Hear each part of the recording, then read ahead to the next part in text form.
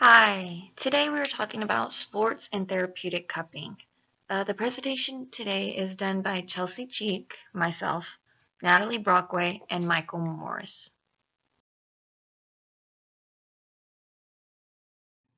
The definition of cupping. Cupping therapy is an ancient form of alternative medicine in which a therapist puts special cups on your skin for a few minutes to create suction.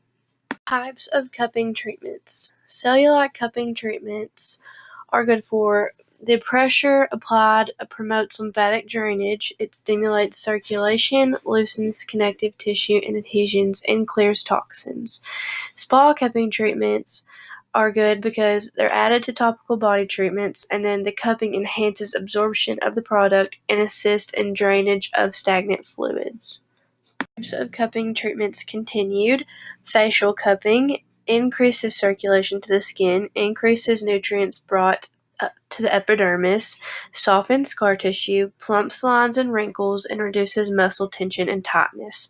And then pedi cupping accompanies reflexology and is used for plantar fascial release. The history of sports cupping goes so far back. The Averroes Papyrus, written in 5050 BC, is considered one of the oldest medical textbooks in the Western world. It describes how the Egyptians used cupping to help cure some frequent medical issues, and how it was also used by Saharan peoples. Hippocrates, a Greek physician, also used this technique in 400 BC to treat internal diseases and some structural problems. Ji Hong, who was a minor southern official during the Jin dynasty, was the first to use it in China.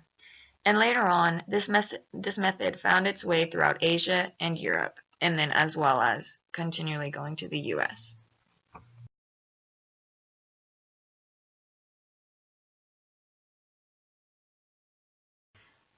These are photos of what sports cupping actually looks like. In the left photo, you see that someone is getting it done on their back. In the right photo, you see them getting it done on their hamstrings. There are multiple areas that you can get sports cupping done, such as the neck, the arms, the quads, the calves, the shins, even on the stomach. These are just a few that I chose to show you on where sports cupping is done.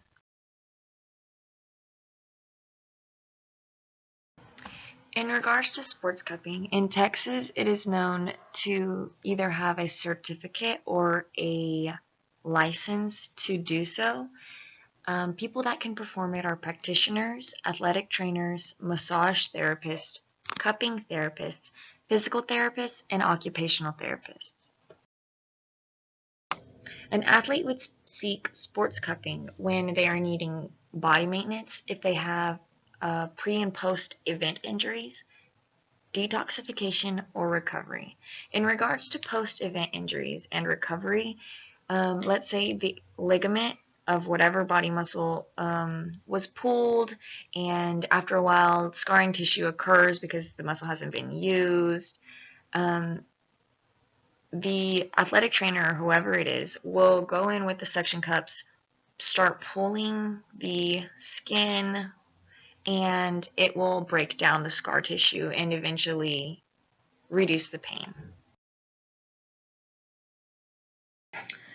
Uses and complementing treatments. Cupping may help the following conditions: neck, back, knee, and shoulder pain, myofascial tissue tension, and skin adhesions and scar tissue. These are just some of the main things that cupping can be used for in the sports and therapeutic areas.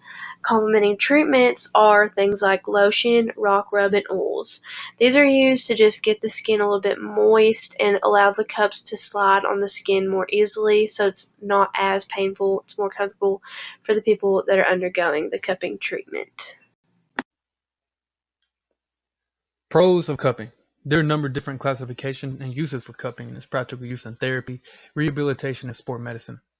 The benefits, however, never change. There are a couple of theories that are circulating why the benefits take place. Pain treatment, more specifically in sport, focus a lot on localized injuries, neck pain, back pain, and knee pain. As suction is applied, it can reduce inflammation, help with cell productivity, also promotes peripheral blood circulation. This is new blood being pulled in, helps treat sore muscles, and helps recovery as well. So it also increases the pain threshold on the applied sites. Cons of cupping. As the negative effects are somewhat superficial, most are preventable and vary highly from case to case. Though very rare and infrequently reported, these negative effects do exist with the cupping practices. Examples are headaches, dizziness, fatigue, nausea, and this is typically the result of not only time being treated with certain thresholds, but for a more obvious understanding. Having a large amount of your body being treated, your blood is being pulled away from the brain circulation. Hematoma formation, of course, this can be somewhat expected after a certain amount of use due to pressure your skin is under. Side effects of cupping. As the cons are also side effects, these body responses are highlighted here due to the severity and duration of the symptoms and the possible reaction to sport cupping. The vasovagal response.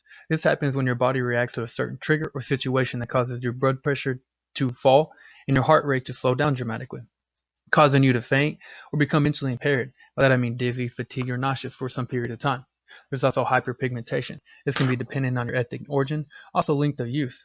This is where the site treated has mild to severe dyspigmentation. This is when your skin reacts to the suction and pressure of blood at the site. The skin will become severely discolored. We have a case study. The title is Cupping with Neural Glides for the Management of Peripheral Neuropathic Plantar Foot Pain, a case study. In this case study, cupping was performed along with neural glides to allow for pain management with plantar fasciitis. The patient was a 65-year-old male that was diagnosed with plantar fasciitis by an orthopedic surgeon. His symptoms included burning or shooting pain towards the medial edge of the foot with neuropathic pain description. Continuing with the case study, the treatment chosen for the patient was a neural glide in the seated position with a 4.5 mm diameter cup placed along the medial tibia at the proximal saphenous nerve. This patient was seen for 5 visits total in a time frame of 3 weeks, and the patient's pain level at discharge was a 0 out of 10 compared to the 9 out of 10 originally when he first came to the therapy sessions. I think that with this case study, you're able to conclude that cupping was a good decision for treatment for this patient, and it allowed for good pain management, and the patient is better now. But that's not to say that cupping is always the best treatment to choose. It just greatly depends on the patient and their history and what they're dealing with at the time.